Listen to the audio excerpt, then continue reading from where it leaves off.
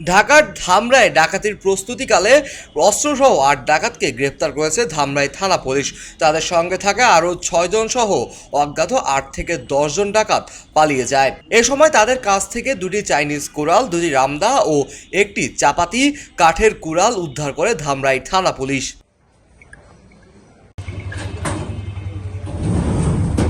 Press বিজ্ঞপ্তির মাধ্যমে বিষয়টি নিশ্চিত করেছেন Dhamrai officer in charge OC Mohammad Monirul Islam. ২১/৭/২০২৫ তারিখ অত্র থানার এসআই মাসুদ সঙ্গীয় ফোর্সসহ তার বিট এলাকায় মাদক অভিযান করতে যায়। তখন সে শুনতে পায় রাত্র অনুমান 8:30 ঘটিকার সময় যে আমার থানার সীমানাবর্তী পাকিস্তান বাজারে স্থানীয় জনগণ কয়েকজন ডাকাত ধরে রেখেছে। উক্ত তথ্য আমাকে অবহিত করে।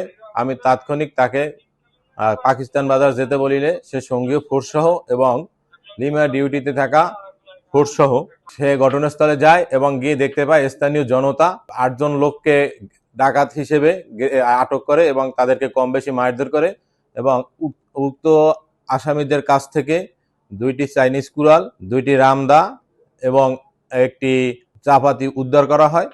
উক্ত আসামিরা জিজ্ঞাসাবাদে স্বীকারোক্তি প্রদান করে।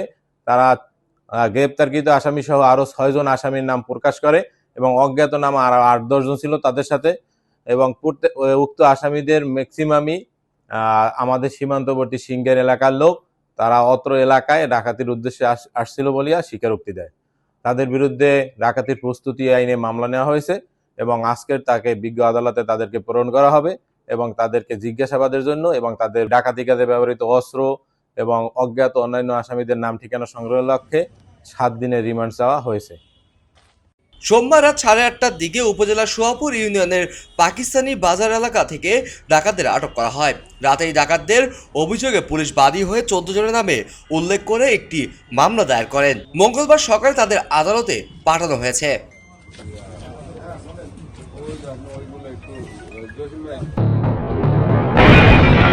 সবাই যখন জোয়ারে গা ভাসায়, কেউ কেউ শির দাঁড়া সোজা করে ঘুরে দাঁড়ায়।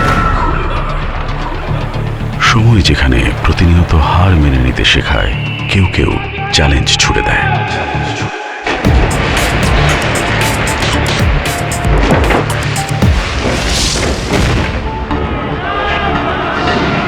পক্ষপাতের ভিড়ে আজ থেকে কোনো পক্ষ নয়, খবর হবে নিরপেক্ষ।